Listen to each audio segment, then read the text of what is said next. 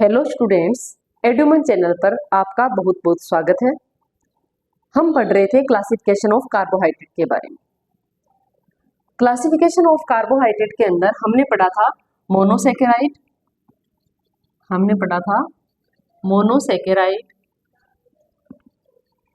हमने पढ़ा था डाइसैकेराइड और पॉलीसैकेराइड।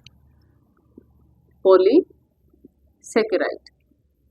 मोनोसैकेराइड क्या होता है? जैसा कि इसके नाम से ही पता चल रहा है, मोनो यानी कि सिंगल, यानी कि ये सिंगल मॉलिक्यूल ऑफ सैकेराइड से मिलकर बनता है। इसके अंदर मोनोसैकेराइड की अगर अपन बात करें तो इसमें आ जाता है ग्लूकोज। ग्लूकोज हमारा सिंपल शुगर है, glucose is a simple sugar. ये क्विक एनर्जी प्रोवाइड करवाता है, provide quick energy, provide quick energy. Second number पे अपने आ जाता है फ्रक्टोज। फ्रक्टोज जो है इसको अपन फ्रूट शुगर भी बोलते हैं, और फ्रक्टोज जो है वो इजीली क्रिस्टलाइज नहीं होता है और ये वाटर सोल्यूबल होता है, वाटर सोल्यूबल होता है और इजीली क्रिस्टलाइज नहीं होता है। फ्रक्टोज जो है सुक्रोज के हाइड्रोलिसिस से हमें मिलता है, उसके बारे में अपन डाइसैकेराइड के अंदर भी देखेंगे। थर्ड नंबर पे आता है गैलेक्टोज। गैलेक्टोज जो है वो हमें कंबाइंड फॉर्म में मिलती है, इंडिविजुअली ये नेचर में प्रेजेंट नहीं होती है। नॉट प्रेजेंट इंडिविजुअली, ये हमें मिलती किस में है? ये मिलती है हमें मिल्क शुगर लैक्टोज के अंदर। किस फॉर्म में रहती है ये रहती है ग्लूकोज प्लस गैलेक्टोज, यानी कि जो गैलेक्टोज है वो ग्लूकोज के साथ कंबाइन होकर के हमें किस में मिलती है? मिल्क शुगर लैक्टोज के अंदर। ये तो था हमारा मोनोसैकेराइड। सेकेंड नंबर पर अगर अपन बात करें डाइसैकेराइड की, तो डाइसैकेराइड के अंदर क्या क्या आ जाएगा? डाइसैकेराइड में आ जाएगा सुक्रोज, माल्टोज।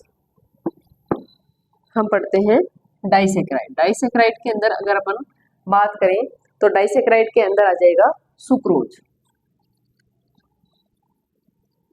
सुक्रोज जो है वो किसके कॉम्बिनेशन से बनती है? ग्लूकोज प्लस फ्रक्टोज, और ये हमें मिलती कहाँ से है? शुगर केन जूस से और बीटरूट से। सेकेंड अगर अपन बात करें तो सेकेंड नंबर पे आ जाएगा अपने माल्टोज। माल्टोज जो है वो हमें किससे मिलती है? ये ग्रेन्स के फर्मेंटेशन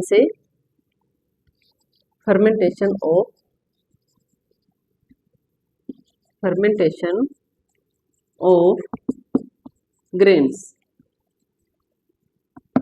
ये हमें मिलेगी बियर में, बार्ले, इसके अंदर जो माल्टोज है वो मिलती है। ये रहती किस फॉर्म में है? इसमें टू मोलिक्यूल्स ऑफ ग्लूकोज रहता है, यानी कि ग्लूकोज के दो अणु जब आपस में मिलते हैं तो माल्टोज बनता है, ग्लूकोज प्लस ग्लूकोज के फॉर्म में। थर्ड नंबर की अगर अपन बात करें तो थर्ड पे आ जाता है लैक्टोज। लैक्टोज क्या है? एक तरह का मिल्क शुगर, जिसके बारे में हम पहले भी पढ़ चुके हैं। लैक्टोज हमारा मिल्क शुगर है, और ये लैक्टोज जो है ये किससे मिलकर बना है? One molecule of glucose plus one molecule of galactose. Galactose जिसकी हम पहले ही बात कर चुके हैं कि ये क्या है? एक एनिमल शुगर है। ये नेचर के अंदर इंडिविजुअली प्रेजेंट नहीं होती है, ये ग्लूकोज के साथ कॉम्बिनेशन में लैक्टोज के अंदर प्रेजेंट रहती है। अगर अपन थर्ड नंबर की बात करें तो थर्ड नंबर पे आ जाएगा अपने पॉलीसैकेराइड। पॉलीसैकेराइड के अंदर हम क्या पढ़ेंगे? यानी कि सबसे पहले इसमें आएगा स्टार्च। पॉलीसेकेराइड के अंदर अगर अपन बात करें फर्स्ट की तो इसमें आ जाएगा स्टार्च। स्टार्च जो है वो किससे मिलकर बना है? Amylose, amylose and amylopectin, amylopectin. Starch हमें किसमें मिलेगा? सीरियल्स में, पोटैटो में जो स्टार्च है वो हमें देखने को मिलता है। सेकंड नंबर की अगर अपन बात करें तो सेकंड नंबर पे आ जाएगा अपने डेक्स्ट्रीन। डेक्स्ट्रीन जो है वो स्टार्च के पार्शियली हाइड्रोलिसिस से हमें मिलता है।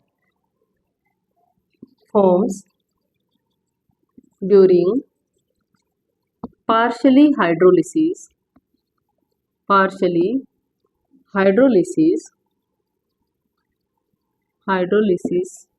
Of starch. यानी कि स्टार्च जो है वो कॉम्प्लेक्स फॉर्म है, और जब स्टार्च जो है वो हाइड्रोलिसिस होता है तो किसमें कन्वर्ट होता है? डेक्स्ट्रीन में। यानी कि डेक्स्ट्रीन स्टार्च की बजाय कम कॉम्प्लेक्स होता है। फिर नेक्स्ट अपने आ जाएगा ग्लाइकोजन। थर्ड नंबर पे आ जाएगा ग्लाइकोजन। ग्लाइकोजन जो है ये अपना एक एनिमल स्टार्च होता है, एनिमल स्टार्च। यानी कि ये कहाँ पर प्रेजेंट होता है? ये एनिमल्स एंड ह्यूमन बीइंग की मसल्स के अंदर प्रेजेंट होता है। और ये जो ग्लाइकोजन है अगर किसी कारणवश हमें एनर्जी नहीं मिलती है या हम फूड नहीं ले पाते हैं और उस टाइम में हमें हमारी बॉडी को एनर्जी की ज़रूरत होती है, तो ये ग्लाइकोजन जो है वो ग्लूकोज में कन्वर्ट होता है और हमें हमारी बॉडी को एनर्जी प्रोवाइड करवाता है। फिर नेक्स्ट आ जाता है फोर्थ नंबर पे सेल्यूलोज। फोर्थ नंबर की अगर अपन बात करें तो फोर्थ पे आ जाएगा सेल्यूलोज। सेल्यूलोज जो है वो सेल वॉल्स के अंदर प्रेजेंट रहता है। फोर्थ है cellulose. Cellulose present in cell wall. यानी कि जो पादप है उनकी कोशिका भित्ति के अंदर प्रेजेंट रहता है सेल्यूलोज। और ये किससे मिलकर बनता है? Made up of many units of glucose. Made up of many units of glucose. यानी कि ग्लूकोज की बहुत सारी यूनिट्स जब कंबाइन होती है तो क्या बनता है? सेल्यूलोज। जो सेल्यूलोज होता है ये ह्यूमन बॉडी द्वारा डाइजेस्ट नहीं होता है। Not digested by human body. तो फिर इसका काम क्या है? ये हमारी इंटेस्टाइन की हेल्थ को मेंटेन करने के लिए चाहिए होता है। इसका फंक्शन क्या है? टू मेंटेन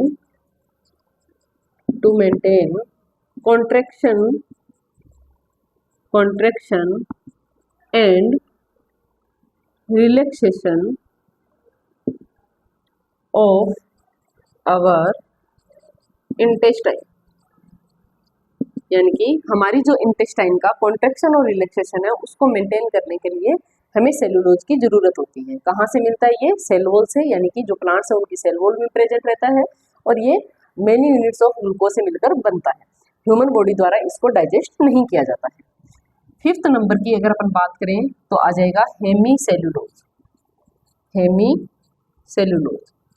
हेमीसेल्यूलोज भी सेल्यूलोज की तरह डाइजेस्ट नहीं होता है। Not digested by human body. और ये भी किसके लिए जरूरी है? Need for intestine health. यानी कि ये भी हमारी इंटेस्टाइन की हेल्थ के लिए चाहिए होता है। किसमें मिलता है हमें? पल्सेज में, ग्रेन्स में ये पाया जाता है। 6 नंबर की अगर अपन बात करें तो 6 नंबर पे आ जाएगा अपने पेक्टिन। 6 नंबर पे आ जाएगा पेक्टिन। पेक्टिन जो है वो राइपन्ड फ्रूट्स होते हैं उनके अंदर प्रेजेंट रहता है, present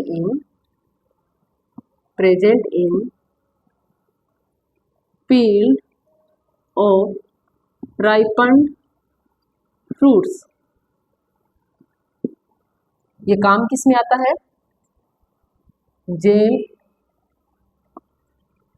GeM and jelly making. Jam और जेली बनाने के लिए जो पेक्टिन है उसका यूज किया जाता है। तो ये थे हमारे क्लासिफिकेशन ऑफ कार्बोहाइड्रेट। इसके अंदर हमने पढ़ा मोनोसेकेराइड क्या है, डाइसेकेराइड क्या है और पॉलीसेकेराइड क्या है। एक एक करके हमने इनको डिस्क्राइब कर लिया। आज के लिए इतना ही। नेक्स्ट सेशन के लिए इस चैनल से जुड़ना ना भूलें। जो इस चैनल पर नए हैं वो इस चैनल को सब्सक्राइब कीजिए और अपने दोस्तों के साथ शेयर कीजिए।